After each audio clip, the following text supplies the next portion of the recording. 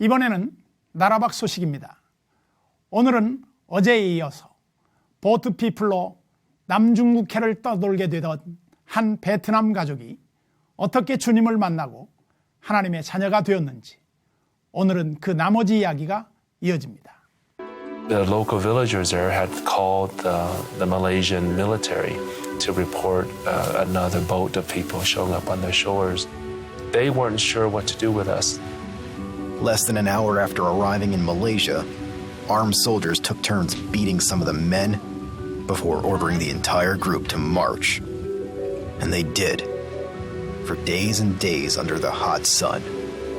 They didn't tell us what would happen. They didn't tell us where we would go. We're basically in no man's land.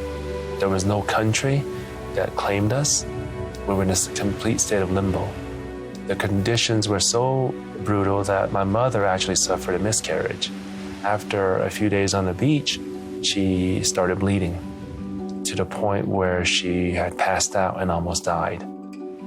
After 2 weeks, the Malaysian guards put the Chung family back on a boat and towed them out to sea. They said they were going to an island refugee camp.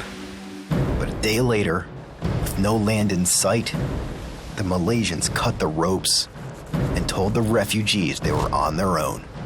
We were betrayed and we were lied to, and then we were essentially left for dead. They did not want to accept us into the refugee camp.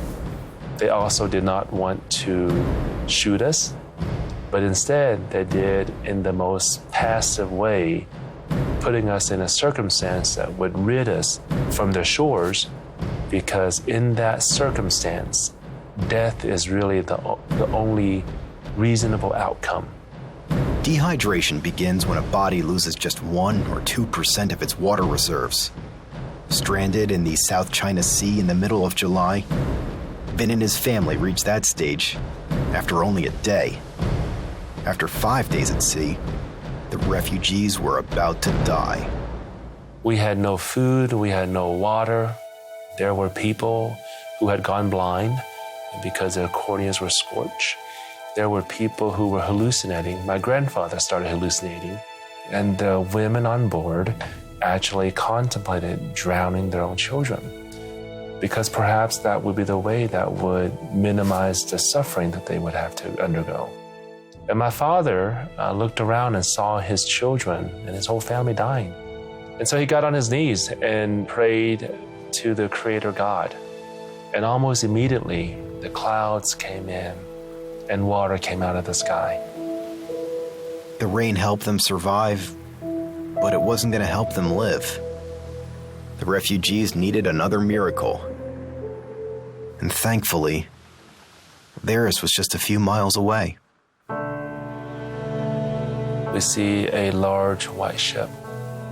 We didn't know if this ship would be another pirate ship, but by now we were so desperate that it didn't matter.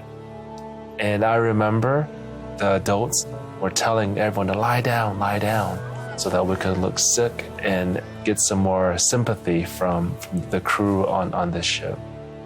It's kind of funny now to think about trying to act sick or desperate, because we were near death. 2 years earlier, the president of World Vision, a man named Stan Mooneyham, bought an old cargo ship and began trawling the miles and miles of empty waters for refugees. He called it Operation Sea Sweep. On July 9, 1979, Sea Sweep spotted Vin and his half-dead family bobbing up and down hundreds of miles from shore. They're packed in there like sardines. Just literally chock-a-block. Oh, man. The refugees were brought on board and given food, blankets, and Bibles. Vin's father was invited to attend a service held by the crew. It was at that moment that he understood that this is the God that brought rain down to quench our thirst when we needed it. At the time, President Jimmy Carter declared that any refugees picked up by a U.S.-owned ship would be guaranteed asylum in the United States. So within months after being rescued, Vin and his family arrived at their new home in Fort Smith, Arkansas. Soon, they found a place where they could fit in, a church that offered a Vietnamese language service. The Chungs decided to attend and couldn't believe what they saw. In the church, my mother saw a framed picture of Jesus. And when she looked at that picture, she thought, that was the man in my dream. His name was Jesus. The Chung family made the most of America. His father worked long hours to support his family of 10. Vin studied hard and graduated high school valedictorian. From there, he went to Harvard to become a doctor. And a few years ago, he went back to Vietnam. There, he met some cousins and relatives, his family that didn't make it out. What really struck me at that point was Luke 12, verse 48, to whom much is given, much is expected. I'd never thought that that verse applied to me. I'd always thought that Jesus was talking about the rich or maybe the powerful people who could have an influence and have something to give.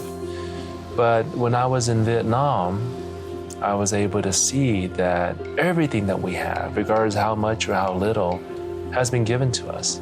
And that we are stewards of all of our resources, all of our opportunities, and our potential influence for the kingdom of God.